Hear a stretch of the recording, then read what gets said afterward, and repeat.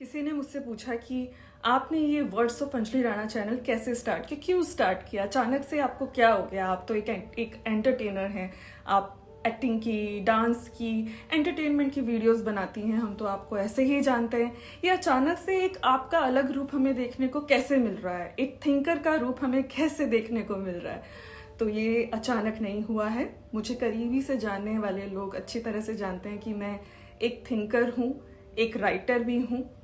और हुआ ये था कि करीब 2.5 साल पहले जून 2020 में आफ्टर टिकटॉक, मेरा टिकटॉक का अकाउंट 6 महीने में ही 1.5 लाख फॉलोअर्स तक पहुंच गया और बहुत सक्सेसफुल हुआ था। और टिकटॉक उस वक्त बंद हुआ था, लाइक जून में। सो सेम मंथ मुझे बीगो लाइव ने ऑफर दिया था। बीगो लाइव भी बंद हो गया था, one of the Chinese app था। तो बंद होने से पहले मुझे कुछ दिन ऑफर हुआ था और मैंने कुछ दिन वहां पर as a paid content creator offer दिया था। That was my first job as a content creator. सब कुछ शट डाउन था, हमारी इंडस्ट्री शट डाउन थी और मैं घर पे अकेली थी। मैं भी जॉबलेस थी। तो मुझे लगा कि चलो बहुत अच्छी बात है, यहाँ कुछ करते हैं, मजा आएगा। तो वहां पर मैंने कहा था कि देखो, ये एंटरटेनमेंट तो मैं बात की जगह करती ही रहती हूँ, मुझे यहाँ पर एंटरटेनमेंट नहीं करना, मुझे यहाँ पे इंटरेक्ट करना है। I can only interact. तो मुझे वहां पे कुछ 2 आवर्स तक का लाइव सेशन करना होता था। तो मैंने वो लाइव सेशन में मोटिवेशनल टॉक्स करती थी, इंस्पिरेशनल टॉक्स करती थी, सोशल इश्यूज को उठा के उस पर कुछ बात करती थी, अपने थॉट्स रखती थी और साथ में लोगों के क्वेश्चंस लेती थी उससे रिलेटेड। और अगर कुछ ऐसी इंटरेक्शन वाली बातें तो हम लोग, मैं और मेरी ऑडियंस इंटरेक्ट करती थी। तो वहीं से लोगों को पता चला कि मेरे अंदर एक थिंकर भी है और मुझे लाइफ का काफ़ी एक्सपीरियंस है। मैंने हर तरीके के स्ट्रगल को देखा। मैं एक मिडिल क्लास फैमिली से बिलोंग करती हूँ, लेकिन फिर भी मैंने ऐसी स्ट्रगल्स देखी है मेरी लाइफ में जो बहुत सारे लोग फेस करते हैं, पर्सनल हो, प्रोफेशनल हो। शायद किस्मत मेरी बहुत हार्ड रही है और पता नहीं कितने सारे चैलेंजेस मेरे सामने आते थे। मुझे बहुत, मेरे जो फैमिली है, मेरे क्लोज फ्रेंड्स हैं, वो कहते हैं तेरे साथ इतने सारे चैलेंजेस क्यों आते हैं, हम लोग भी तो जी रहे हैं, हमारे साथ तो इतने चैलेंजेस नहीं आते। किसी के पर्सनल लाइफ में आते हैं, किसी के प्रोफेशनल लाइफ में आते हैं, किसी के एक साथ सारे इश्यूज नहीं आते, या फिर बहुत सारे लोगों के साथ कभी आता है बैड फेस लेकिन चला जाता है। और इतनी ऑफनली नहीं आता जितनी ऑफनली मेरी लाइफ में एक बैड फेज आया है। और हर बार उस बैड फेज से फाइट करके मैं बाहर आई हूँ। मैं इतने सारे नंबर ऑफ इंसिडेंट्स को फेस कर चुकी हूँ लाइफ में, डिफरेंट लेवल पे, चाहे स्टूडेंट लाइफ हो, चाहे फिर वो प्रोफेशनल लाइफ हो, चाहे मैरिड लाइफ हो या लव लाइफ हो। तो जाहिर सी बात है, जिस इंसान ने इतने सारे चैलेंजेस को फेस किया हो, उनका डटकर सामना किया हो, उनसे वो बाहर एक सक्सेसफुल इंसान होकर निकला हो, वो वाकई में ही अपने एक्सपीरियंसेस के थ्रू, अपनी लर्निंग्स के थ्रू बहुत लोगों को बहुत कुछ बता सकता है, उन्हें मोटिवेट कर सकता है, इंस्पायर कर सकता है। तो पर्सनल, प्रोफेशनल, जैसा कि मैंने पहले भी कहा, हर तरीके की स्ट्रगल रही है मेरी लाइफ में।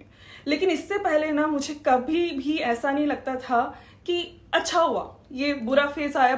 मैं बहुत दुखी होती थी उस बुरे फेज को लेके, उस स्ट्रगल को लेके, उस चैलेंजेस को लेके। हमेशा मेरा सवाल रहता था, मैं ही क्यों, अब फिर से मैं ही क्यों, मतलब इतना सब मेरी लाइफ में हुआ, ये काफी नहीं था, अब फिर से। तो ये इतनी बार हुआ है, मतलब मैं कह सकती हूँ 14 साल की उम्र से मेरे साथ इतनी सारे इंसिडेंट्स घटे हैं कि मैं पत्थर हो जानी चाहिए थी, लेकिन मैं पत्थर नहीं हुई हूँ, मैं एक हीरे की तरह निखर के आई हूँ। इसीलिए बहुत सारे लोगों की बहुत सारी प्रॉब्लम्स से मैं रेजोनेट कर पाती हूँ, मैं समझ पाती हूँ। उनके लेवल पर जाकर समझना लोगों के लिए बहुत मुश्किल होता है, क्योंकि उन्होंने खुद कभी ऐसी उससे मिलती जुलती प्रॉब्लम्स फेस नहीं की होती।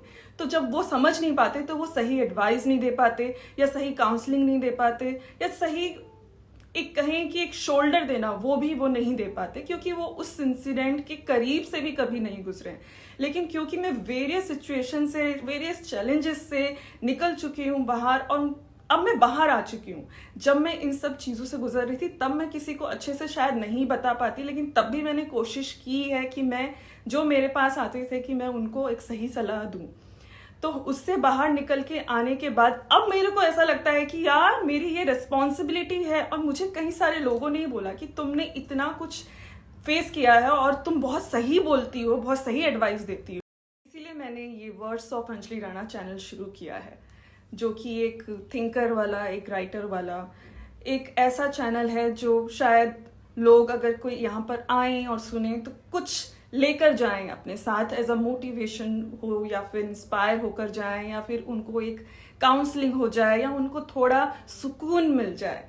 तो इसीलिए मैंने it's my way to give back to society, to my audience. मैंने इतना कुछ पाया है अपने करियर में भी एज एन एक्ट्रेस, और कंटेंट क्रिएशन में जिस दिन से मैंने पैर रखा उस दिन से भी मुझे इतना प्यार मिला है, इतना कुछ मिला है कि मुझे लगता है कि मुझे भी कुछ अब देना चाहिए रिटर्न में। तो this is my way to give back. इसलिए आप सब लोगों से मैं कहती हूँ कि आप लोग अपने क्वेश्चंस कमेंट सेक्शन में लिखिए। आपकी कोई भी ऐसी क्वेरी है तो आप लिखिए। आप कुछ पूछना चाहते हैं, किसी टॉपिक पे बात मेरी सुनना चाहते हैं, तो वो आप वहाँ पर लिखिए।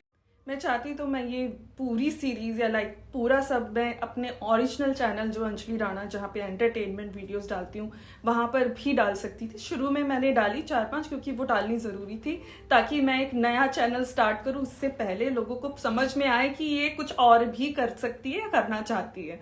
तो इसीलिए मैंने शुरू में 4 वीडियो या 5 वीडियो उस अपने ओरिजिनल चैनल पे, अंजलि राणा चैनल पे डाली थी। और उसके बाद मैंने ये सेपरेट चैनल स्टार्ट किया है क्योंकि मैं यहाँ पर जो काम कर सकती हूँ वो काम मैं वहाँ एंटरटेनमेंट चैनल पे नहीं कर सकती, क्योंकि जो लोगों को सिर्फ एंटरटेनमेंट चाहिए अंजलि राणा से, वो लोग ये वीडियोस देख के वाकई बोर हो जाएंगे।